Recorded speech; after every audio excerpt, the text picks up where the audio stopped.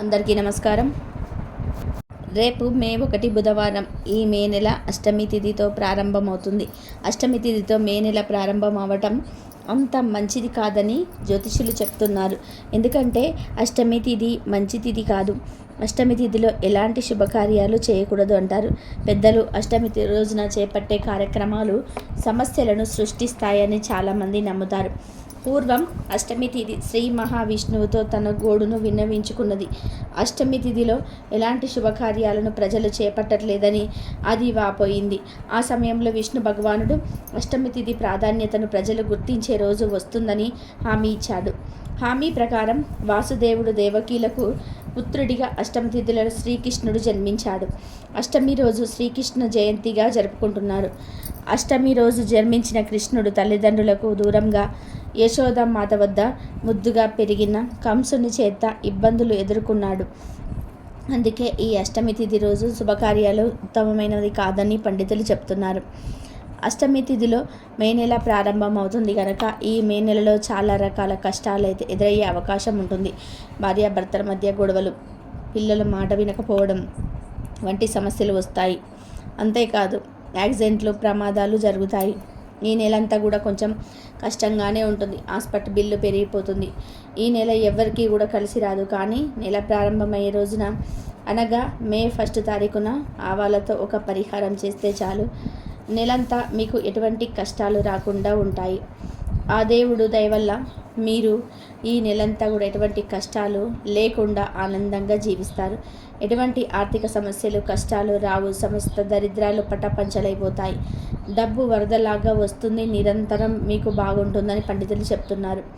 మరి మే 1వ తారీఖున ఏం చేస్తే కలిసి వస్తుందని విషయం ఇప్పుడు ఈ వీడియోలో వివరంగా తెలుసుకుందాం. అంతకన్నా ముందు సంపదల శాశ్వతం కాదని తెలిపే ఒక నీతి కథను విందాం. పూర్వం అవంతి రాజ్యాన్ని పాలించే సింహగుప్త మహారాజు నిరంతరం భోగాలు, విలాసాలు మునిగి తేలి ఆడుతున్న ప్రజా సంక్షేమాన్ని పూర్తిగా విస్మరించాడు. రాజ్య పాలనపై ఏమాత్రం కూడా శ్రద్ధ పరచకపోవడంతో మంత్రి తదితర ఉద్యోగం పన్నులు విధిస్తూ ఖజానాలోని సొమ్ము తన సొంతానికే వినియోగించుకోసాగారు. ఇలా ఉండగా ఒకసారి సాధువు కాలినడకన దేశ సంచారం చేస్తూ అవంతి రాజ్యంలో ప్రవేశించాడు. తనను దర్శించవచ్చిన ప్రజలను ఆశీర్వదించి వారికి హితబోధ చేస్తూ రాజ మందిరానికి వచ్చి రాజుగారిని కల్పించాడు. కానీ ఆ సింహగుప్తుడు కూడా ఆ సాధువును సాధారణంగా తన మందిరంలోకి తోలుకొని పోయి సకల మర్యాదలు చేశాడు. తన యోగ దృష్టితో రాజు ప్రవర్తనను గ్రహించిన ఆ సాధువు, రాజా, నీకు సకల ఐశ్వర్యాలు ఏదో ఒక రోజున నిన్ను విడిచి వెళ్ళడం తథ్యం. ఈరోజు నీ సొంతమని అనుకున్నవన్నీ కూడా భవిష్యత్తులో శాశ్వతంగా నిన్ను విడిపోతాయి. అందుకని అశాశ్వతమైన ఈ రాజభోగాలను విడిచి శాశ్వతమైన కీర్తిని, ఆధ్యాత్మిక సంపదను సాధించేందుకు ప్రయత్నించు. ప్రజల యోగక్షేమమే జీవితాశయంగా స్వీకరించి వారి జీవితంలో వెలుగులను నింపు అని హితబోధ చేశాడు. ఆ సాధువు మాటలను విన్న సింహగుప్తుడు క్రోధావేశంతో మునిగిపోయాడు. నీకెంత ధైర్యం లేకపోతే ఈ సింహగుప్త మహారాజు ముందు నీతి వాక్యాలు పలుకుతున్నావు? నాకు ఉన్న ఈ రాజ్యం అష్టైశ్వర్యాలు అనంతమైనవి. నా సైన్యం విలువ కూడా బహుశా నీకు తెలిసి ఉండదు. నేను ఒక వేలు ఎత్తానంటే లక్షలాది మంది నా కోట ముందు వచ్చి నిలుచుంటారు. సన్యాసివి కదా అని నిన్ను ఉపేక్షిస్తున్నాను. లేకపోతే ఈ పాటికే నిన్ను ఊచకోత కోయించే వాళ్ళమని పలికి కళ్ళు నిప్పులు కక్కుతూ ఉండగా ఆ సాధువును బట్టలతో బయటకు గెంటించి వేశాడు. కొన్ని రోజుల తర్వాత సింహగుప్తుడు తన పరివారాన్ని తీసుకొని వేటకు బయలుదేరాడు. అడవిలో కనిపించిన జంతువులన్నిటినీగా తన ప్రావీణ్యంతో వధించుకుంటూ ముందుకు వెళ్ళాడు. ఒక ప్రదేశంలో పచ్చిక తింటున్న ఒక అందమైన లేడీ రాజుగారికి కనిపించింది. ఆ అందమైన లేడీని అలాగైనా సరే పట్టి బంధించి తన ఇష్ట సఖికి కానుకగా ఇవ్వడానికి కోరిక కలిగింది. సింహగుప్తుడి వెంటనే తన రథాన్ని దానిపై వైపుకు ఉరిగించాడు.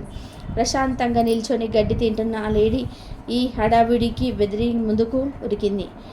దాని వెనకాల రాజు పరివారం అంతా కూడా పరుగులు తీసింది. ప్రాణ భీతితో ఎలాగైనా సరే ప్రాణాలు కాపాడుకోవాలని శరవేగంగా చెట్లను, పుట్టలను అతి లఘువంగంగా దాటుకొని పరిగెత్తుతూ ఉన్న ఆ లేడీని ఎలాగైనా సరే బంధించాలన్న కోరిక రాజుకు కనబడింది. ఎటు వెళ్తున్నాడో చూసుకోకుండా ఆ లేడీ వెనకే రథాన్ని పరిగెత్తించాడు. ఈ విధంగా వారు ఒక దట్టమైన గీకారణ్యంలోకి ప్రవేశించారు. వీరి వేగాన్ని అందుకోలేక రాజ పరివారం అంతా కూడా చెల్లా చెదురైపోయింది. లేడీని పట్టుకోవడమే ఆశయంగా కదులుతున్న రాజు తన వారు ఏమయ్యారో పట్టించుకోలేదు. ఇంతలో తీవ్రంగా అలసిపోయిన ఆ గుర్రం మూర్చపోయింది. ఆ గుర్రం మీద నుంచి సింహగుప్తుడు కూడా కింద పడిపోయి తీవ్రమైన గాయాల పాలై స్పృహ తప్పి పడిపోయాడు. కొద్దిసేపటి తర్వాత ఆ ప్రాంతం గుండా సాగిపోతున్న కొందరు బందిపోట్లు స్పృహ తప్పి ఉన్న సింహగుప్తుని చూసి ఆనందంతో మీద పడి నిలువు దోపిడీ చేశారు. చివరికి రాజుగారు ఒంటి మీద ఒక అంగవస్త్రాన్ని మాత్రం వదిలి వెళ్ళిపోయారు. ఇరుగు పొరుగు రాజ్యాల వారిగా స్వప్నమైన సింహగుప్తుడు అదే స్థితిలో కొద్ది సమయం ఉండిపోయాడు. తెలివి వచ్చి తన పరిస్థితి తెలుసుకొని అవక్కయ్యాడు. అవంతి రాజ్యానికి మహారాజైన తనను తన పరివారం అంతా విడిచి వెళ్ళారు. విలువైన ఆభరణాలన్నీ క్షణాల్లో మాయమైపోయాయి. తాగడానికి మంచినీటి చుక్కైనా లేదు. ఎండ తీవ్రత, దాహము, ఆకలి తీవ్రంగా బాధిస్తూ ఉన్నాయి. ఆదుకునే నాదుడే లేడు. సరిగ్గా అప్పుడు ఆ సాధువు చెప్పిన మాటలు గుర్తుకొచ్చాయి. వెంటనే, ఓ భగవంతుడా, ఇంతకాలం నేను చేసిన తప్పు నన్ను వచ్చింది. ఇక నుంచి ఈ ధన కనక వస్తు వాహనాల వెంట పరుగులు తీయక మిగిలిన జీవితమంతా మంచి పనులకే వినియోగిస్తాను తండ్రి, నన్ను కాపాడు అది దీనంగా ప్రార్థించాడు. ఇంతలో దూరం నుంచి సింహ గర్జన వినిపించింది. సింహగుప్తుడి హృదయం భయాందోళనతో నిండిపోయి ఉన్నది. ఇక ఆ గీకారణ్యంలో తనకు దిక్కులేని చావే గతి అయినది నిర్ణయించుకొని భగవత్ నామస్మరణ ప్రారంభించాడు. భగవంతుడు రాజ ప్రార్థన విన్నాడో ఏమో, ఆ సింహ గర్జనకు భయపడ్డ గుర్రం స్పృహలోకి వచ్చింది. బ్రతుకు జీవుడా అనుకుంటూ సింహగుప్తుడు గుర్రాన్ని ఎక్కి అతివేగంగా ముందుకు ఉరికించాడు. చివరికి ఆ అరణ్యంలో తన పరివారాన్ని కలుసుకోగలిగాడు. ఆనాటి నుండి సింహగుప్తుడు విలాసాలు వదిలి ప్రజా శ్రేయస్సుకై పాటుపడి సాగాడు. కాబట్టి సంపదలను చూసి ఎప్పుడూ గర్వపడకూడదు అని తెలిపే నీతి కథ ఇది. ఇక వీడియోలోకి వస్తే, మే నెల బుధవారము అష్టమి తిథితో ప్రారంభమవుతుంది కనుక మే 1న ఒక గుప్పెడు ఆవాలను తీసుకోండి.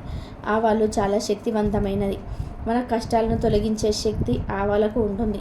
ఆవాలను అనేక తాంత్రిక పరిహారాల్లో ఉపయోగిస్తారు. పరిహార శాస్త్రంలో కూడా ఆవాలకు ఎంతో ప్రాధాన్యత ఉంటుంది. ఆవాలతో మనకు రాబోయే కష్టాలను కూడా ఆపవచ్చు. మే 1వ తారీఖున మీరు చక్కగా గుప్పెడు ఆవాలను తీసుకొని మీ ఇల్లంతా కూడా తిరగండి. ఇంట్లోని గదులన్నింటిలో తిరగండి. ఏ గది వదలకుండా తిరిగేసి ఆఖరిలో మీ ఇంటి మెయిన్ డోర్లో బయటకు వచ్చి ఆవాలను అలాగే మీ చేతిలో పట్టుకొని మెయిన్ డోర్ చుట్టూ 7 సార్లు సవ్య దిశలో 7 సార్లు అపసవ్య దిశలో తిప్పండి. దిష్టి తీసినట్లుగా తిప్పండి. అలా తిప్పేటప్పుడు మనసులో మీ ఇష్ట దైవాన్ని తలుచుకొని, దేవుడా, ఈ నెలలో నాకు ఎటువంటి కష్టాలు రాకుండా చూడుతాయుడా, మమ్మల్ని కాపాడే బాధ్యత నీదే దేవుడా అని సంకల్పం చెప్పుకోండి. అలా దిష్టి తీసిన తర్వాత ఈ ఆవాలను తీసుకొని వెళ్ళి ఎవరు నడవని చోట పడేయండి. నెల ప్రారంభమయ్యే రోజు ఈ పరిహారాన్ని చేస్తే నెలంతా మీకు ఎటువంటి కష్టాలు రాకుండా ఉంటాయి. నెలంతా మీకు కలిసి వస్తుంది. ధనం వరదలాగా వస్తుంది. సమస్త దరిద్రాలు పోతాయి. కనుక మీరు కూడా మే 1న ఈ చిన్న పరిహారం చేసి నెలంతా శుభ ఫలితాలను పొంది ఆనందంగా జీవించండి. రేపు బుధవారం రోజు ఈ ఒక్క పదార్థం తినండి. మీ జాతకమే మారిపోతుంది. మీకు పట్టిన దరిద్రాలన్నీ కూడా పోతాయి. గణపతి యొక్క అనుగ్రహం కలుగుతుందని పెద్దలు చెప్తున్నారు. అంతేకాదు, మీరు చేసే పనుల్లో కూడా విజయం లభిస్తుంది. ప్రతి పనిలో మంచి అద్భుత ఫలితాలు వస్తాయి. మరి రేపు శ్రావణ బుధవారం రోజు ఏం తింటే జాతకం మారిపోతుందో ఇప్పుడు ఈ వీడియోలో తెలుసుకుందాం. రేపు బుధవారం రోజున ఈ పదార్థాన్ని గణపతి పటం ముందు నైవేద్యంగా పెట్టి అనంతరం ఆ పదార్థాన్ని తిన్నట్లయితే జీవితం మారిపోతుంది. ప్రతి మనిషి జీవితంలో జాతకంలో గ్రహస్థితి మార్పులు అనేటివి ఉంటాయి. ఆ గ్రహస్థితిలో మంచి స్థితిలో ఉంటే జీవితం సజావుగా సాగిపోతుంది. గ్రహస్థితులు బాగోలేకపోతే జీవితంలోని స్థితిగతులు కూడా బాగుండవు, సమస్యలు ఎదురవుతాయి. అయితే రేపు వచ్చే బుధవారం వినాయకుడికి ఎంతో ఇష్టమైన రోజు. ఎందుకంటే సంకటహర చతుర్థి కలిసి వచ్చింది. ఈ సందర్భంగా మరకత గణపతిని పూజిస్తే విశేషమైన ఫలితం కలుగుతుంది. మరకత గణపతి అంటే ఆకుపచ్చ రంగులో ఉండే గణపతి విగ్రహం. శ్రావణ మాసం చాలా శక్తివంతమైన మాసం. ఈ శ్రావణ మాసంలో బుధవారం సంకటహర చతుర్థి వచ్చింది. బుధవారానికి అధిపతి అయినటువంటి బుధుడికి ఆకుపచ్చటి రంగు అంటే ఇష్టం. బుధవారానికి అధిపతి అయినటువంటి బుధుడికి అధిష్టాన దేవుడు గణపతి.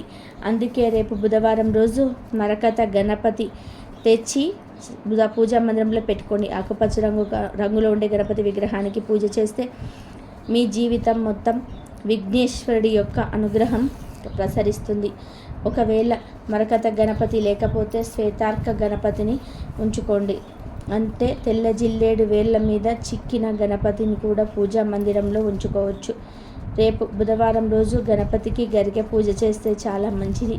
ముఖ్యంగా ఈరోజు ఆడవాళ్ళు పెసరపప్పుతో ఏదైనా పదార్థాన్ని అంటే పెసరపప్పు పాయసం చేసి పూజలో నైవేద్యంగా పెట్టాలి.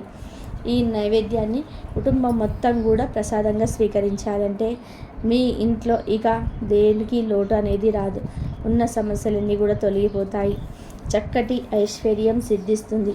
శ్రావణ మాసంలో బుధవారం రోజు గణపతికి అభిషేకాలు చేస్తే చాలా మంచిది. కాబట్టి మీ ఇంట్లో చిన్న గణపతి విగ్రహం ఉంటే పాలతో అభిషేకం చేయండి. సర్వ సంపదలు కలుగుతాయి. పెరుగుతో అభిషేకం చేస్తే అనారోగ్య సమస్యలు కూడా తొలగిపోతాయి.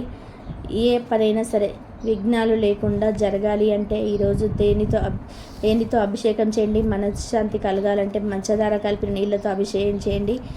మీ పనులు సకాలంలో టైంకి పూర్తి అవ్వాలంటే కొబ్బరి నీళ్ళతో అభిషేకం చేయండి. మీరు పోగొట్టుకున్న డబ్బు కానీ బంగారం కానీ తిరిగి లభించాలి అంటే అరటి పండ్ల గుజ్జుతో అభిషేకం చేయండి. ఇలా శ్రావణ బుధవారం రోజు రకరకాల ద్రవ్యాలతో మీ ఇంట్లో చిన్న గణపతి విగ్రహానికి అభిషేకం చేయండి లేదా దేవాలయంలో అభిషేకం చేయించుకోండి. అభిషేకం చేయలేని వాళ్ళు ఇంట్లోనే స్వామిని పూజించుకొని పెసరపప్పు పాయసాన్ని నివేదించి ప్రసాదంగా స్వీకరించండి. చక్కటి ఐశ్వర్యం అనేది సిద్ధిస్తుంది. ఇలా స్వామివారికి నివేదించిన పదార్థం తినడం వల్ల గణపతి అనుగ్రహం కూడా కలుగుతుంది. ఈరోజు ఆకుపచ్చటి రంగులో ఉండేటువంటి ఆకుకూరలను కూరగాయలను దానం చేసినట్లయితే చాలా మంచిది. ఇదండి ఈరోజు వీడియో. నా వీడియో కనుక మీకు నచ్చినట్లయితే ప్లీజ్ లైక్ చేయండి, షేర్ చేయండి, సబ్స్క్రైబ్ చేయండి. మరొక మంచి వీడియోతో మళ్ళీ కలుద్దాం. కాబట్టి రేపు గణపతి ఇష్టమైన రోజు కాబట్టి గణపతికి ఇలా ఆవాలతో ఇలా చేయండి. అలాగే ఈ గణపతి విగ్రహాన్ని తెచ్చుకొని పూజ చేయండి.